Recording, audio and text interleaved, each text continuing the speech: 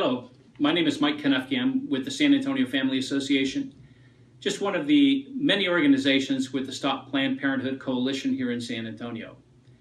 We put these videos and these slides together to help you to learn more about what's taking place right here in the city of San Antonio relative to Planned Parenthood. And this particular one, we like to address materially similar use. Materially similar use. It's a technical word or description for when you have two particular types of businesses in a zone, how is another business like that business zoned? And to help us or aid us in this, I'd like to refer to, I think I mentioned to you, the Unified Development Code and the zoning and the training that used to be on the website that the city of San Antonio has now taken down and doesn't exist any longer. But I'd like to refer to this particular page because it's very telling. They use an example in their training that says, okay, if you are an individual who has a business that makes enchiladas, yet you want to have the same zoning as the enchilada restaurant, how do you go about getting the zoning if there's nothing that says in the index for tamales? So you want to be able to make tamales, but it's not the same as an enchilada. That's their example. That's a good example. But there's certain things that have to be in place. In other words, the use of that particular building, the use of that particular property and that land and what have you. But when it comes down to, if it doesn't say tamales, it simply doesn't say tamales. So what can you do? Well, in this example, they say if your neighbor is making enchiladas and you want to make tamales, that what you can do, because it's similar ingredients, is you can add enchiladas to your menu. And oh, by the way, you also have tamales that you could actually get the same type of zoning as the enchilada restaurant. And so that's just a good example as to what materially similar use is, what it's about. Because it's not indexed, they have to make a subjective decision based on certain type of criteria.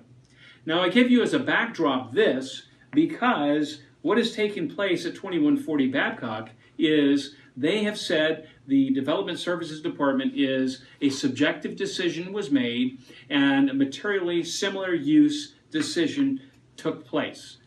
And what they were using as a materially similar use is an eye surgery center north of downtown. And as you can see here, this is kind of a gruesome picture, but as you can see here, they were saying that 2140 Babcock is the same or similar use as the eye surgery center north of downtown. And there's nothing further from the truth. You see, we even had doctors testify that when it comes to eye surgery, life is not on the line. And we don't even see blood. It's tears and things of this nature. We use lasers in today's world. And what Planned Parenthood does is life is always on the line. Unfortunately for the baby, it's always killed. And the health of the mother is always at risk. And of course, there's always gallons and gallons of blood. And so we asked for clarification. They said, well, no, it had more to do with the use of the building. You see, what they're trying to get across is that it's not what's taking place in the building, but the type of services. So they came back and clarified, well, it's because these are all both outpatient type procedures, and that makes them similarly material in the use. And what a perverted way to look at that. So the Development Services Department, Rod Sanchez, the director, has to make that materially similar use. Yet we have him in testimony indicating that he did not make that materially similar use, nor does he know who in his department did.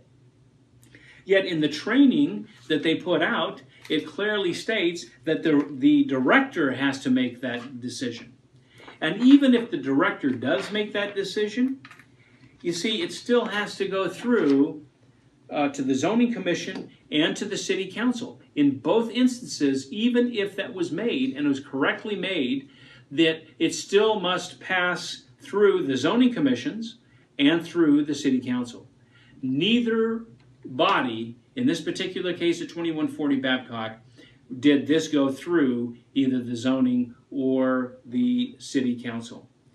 So the Development Services Department has been remiss in following their own procedure and following their own training, and the City Council of San Antonio doesn't even really understand what's going on here. In fact, they're a little bit confused on why all the emotions and what have you about this particular issue.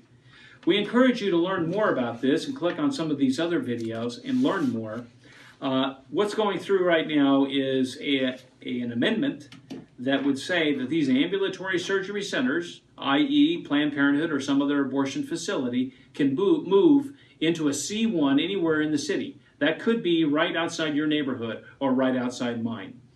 So the bottom line is a vote for the redefined ambulatory surgery center language is a vote for Planned Parenthood. And we encourage you and urge you to talk to all of your City Council members and Mayor Ivy Taylor, encourage them to vote no on this new amended language. Thank you.